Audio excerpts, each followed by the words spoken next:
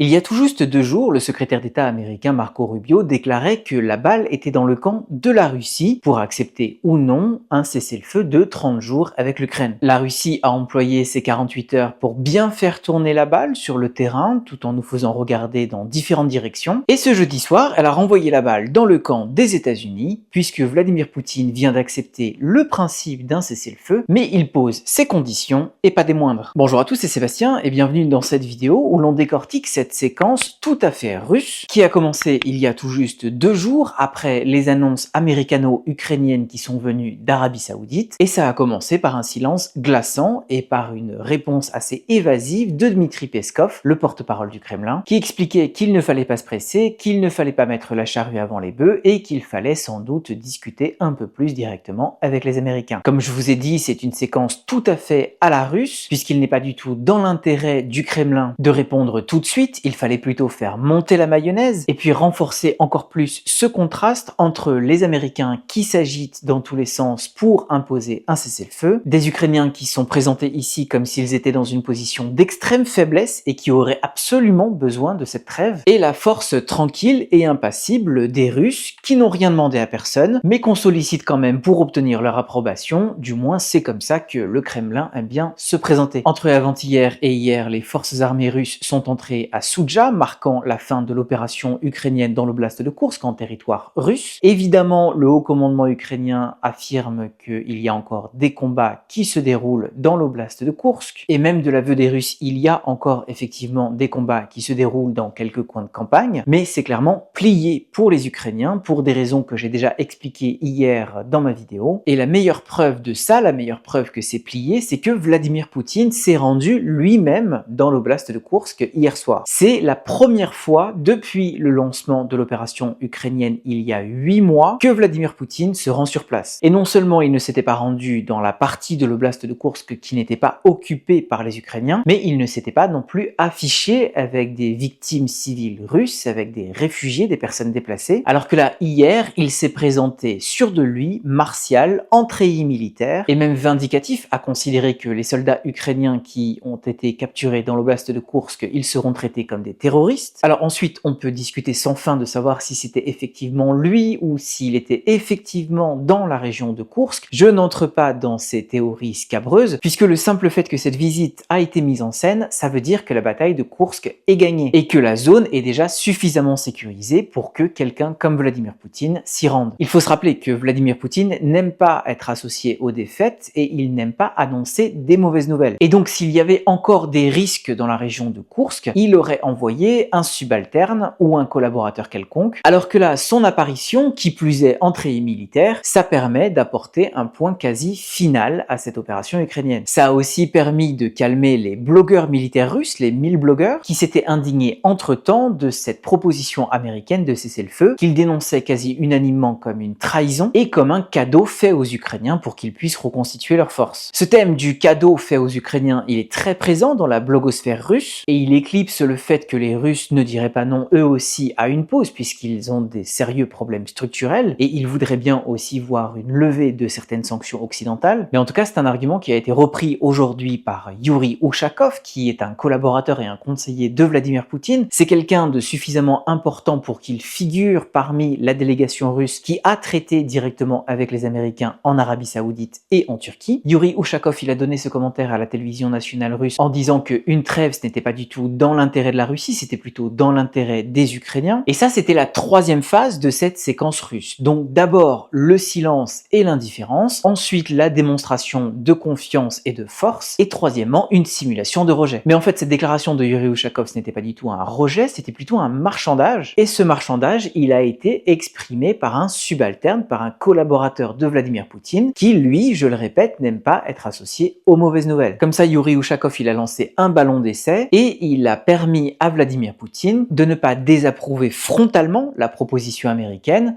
et de continuer à faire croire à Donald Trump que les deux hommes sont sur la même longueur d'onde et qu'ils partagent la même vision. Ce qui nous amène à la quatrième phase, c'est Vladimir Poutine en personne lors d'une conférence de presse avec Alexander Loukachenko, qui soutient publiquement l'idée d'un cessez-le-feu proposé par les Américains, qui trouve même que c'est une très bonne idée, mais par contre, il y a des conditions à respecter. Et ces conditions, elles visent évidemment les Ukrainiens. Parce que selon Vladimir Poutine, Poutine, il ne faudrait pas que ces 30 jours soient utilisés par les Ukrainiens pour mobiliser, pour recevoir des armes ou pour que les unités mobilisées continuent à suivre des entraînements. Ça, c'est ce que Vladimir Poutine appelle des garanties pour assurer une paix de long terme. Et évidemment, ce qu'il entend par une paix de long terme, c'est la capitulation de l'Ukraine, la démilitarisation du pays et sans aucun doute, mais il ne l'a pas formulé pendant cette conférence de presse, un changement de régime. Et donc, Yuri Ushakov a joué le bad cop et Vladimir Poutine peut jouer le good cop. Parce que lui, il l'affirme devant les caméras, il veut la paix. Mais si ce n'est pas possible, ce n'est pas sa faute, c'est juste à cause des Ukrainiens qui posent trop d'exigences quant à leur propre défense et leur garantie de sécurité. Et ça, c'est un argument auquel Donald Trump est très sensible. Vladimir Poutine, il est de bonne volonté, il veut la paix, il me l'a dit, et il faut que je l'aide à se débarrasser des obstacles qui l'empêchent de faire la paix et qui pourraient l'empêcher de construire une relation constructive entre les États-Unis et la Russie. Et dans cette vision-là, les obstacles, ils sont ukrainiens, et on a vu que Donald Trump s'efforçait de se débarrasser de ces obstacles. C'est exactement ce qu'il a fait dans le bureau ovale,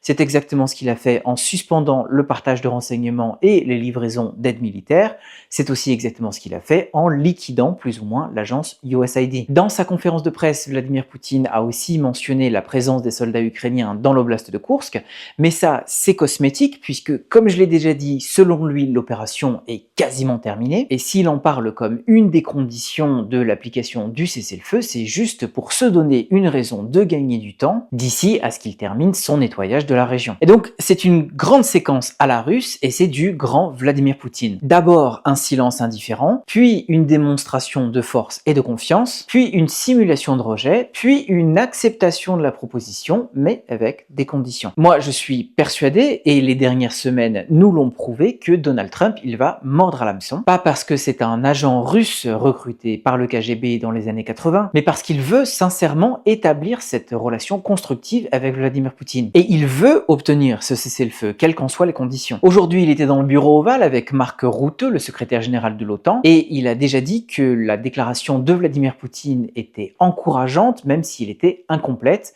et qu'il voulait en parler directement avec lui. Ce qui fait que déjà au bout de 48 heures, la balle est revenue dans le camp américain, puisque c'est à la Maison-Blanche maintenant de décider à quel degré ils vont consentir aux demandes maximalistes russes. Moi, je reste persuadé que ce cessez-le-feu, il va se matérialiser, puisque Donald Trump le veut, et Vladimir Poutine a bien compris qu'il ne faut pas désapprouver Donald Trump, du moins pas en public et pas maintenant. Mais ces négociations autour d'un cessez-le-feu, et le cessez-le-feu lui-même, ça va être clairement utilisé par les Russes pour achever de convaincre les Américains que les obstacles à la paix, ce sont les Ukrainiens. Et ça, on voit déjà les arguments qui vont être utilisés, puisque Volodymyr Zelensky, il a dénoncé les propos manipulateurs de Vladimir Poutine. Il estime que Vladimir Poutine a juste peur d'avouer à Donald Trump qu'il veut continuer la guerre. Et Volodymyr Zelensky espère que Donald Trump fera une démonstration de force si les Russes traînent du pied. Volodymyr Zelensky, il a aussi martelé que l'Ukraine ne fera aucune concession quant à la taille et aux marges de manœuvre de son armée. Et on le comprend, puisque ces arguments sont tout à fait raisonnables dans le contexte de la guerre existentielle que subit l'Ukraine. Mais le paradigme a changé. Ces arguments, ils étaient acceptés et ils étaient soutenus par Washington il y a encore 2 mois. Mais aujourd'hui, ils sont perçus comme des obstacles, ils sont perçus comme belliqueux, va-t-en-guerre par l'administration Trump qui a opéré un virage idéologique sans précédent pour les États-Unis. Et donc moi, j'imagine tout à fait Donald Trump s'énerver parce que ce cessez-le-feu, il met du temps à se mettre en place, ou alors il est violé dès son instauration, ou alors on n'arrive pas à le prolonger au bout de 30 jours, tout simplement parce que les belligérants n'en veulent pas, et je le vois très bien rejeter toute la faute sur la seule Ukraine, et humilier encore une fois Volodymyr Zelensky, peut-être lors d'une prochaine rencontre dans le bureau ovale. L'Ukraine là-dedans, elle joue son jeu aussi finement que possible, elle a perdu la carte de Koursk, mais elle a obtenu un avantage diplomatique en Arabie Saoudite en démontrant sa bonne volonté auprès des Américains, et en renouvelant ne serait-ce qu'un temps les livraisons d'aide militaire et le partage de renseignements, et on voit que les négociateurs ukrainiens, ils sont assez habiles, l'Ukraine conserve sa subjectivité et elle conserve quelques marges de manœuvre, mais malgré ça, il faut pas se leurrer, ça fait déjà quelques semaines que la balle n'est plus du tout dans le camp ukrainien, elle ne fait que jouer en défense face aux Russes et aux Américains. L'Ukraine est au menu de ces deux grandes puissances qui collent tout à fait à la vision de Donald Trump et de Vladimir Poutine, et puisque les Européens ne veulent pas ou ne peuvent pas apporter un soutien plus décisif qui compenserait le désengagement américain, les Ukrainiens vont continuer à être malmenés dans ce jeu de grande puissance. Dans ce contexte-là, je veux juste mentionner que les Ukrainiens ne se font aucune illusion conclusion, et je vais terminer par là, on a un récent sondage de l'Institut de sociologie internationale de Kiev qui montre que 87% des Ukrainiens sont convaincus que Vladimir Poutine ne s'arrêtera pas au territoire temporairement occupé. Et 66% des répondants sont convaincus que le but ultime de la Russie,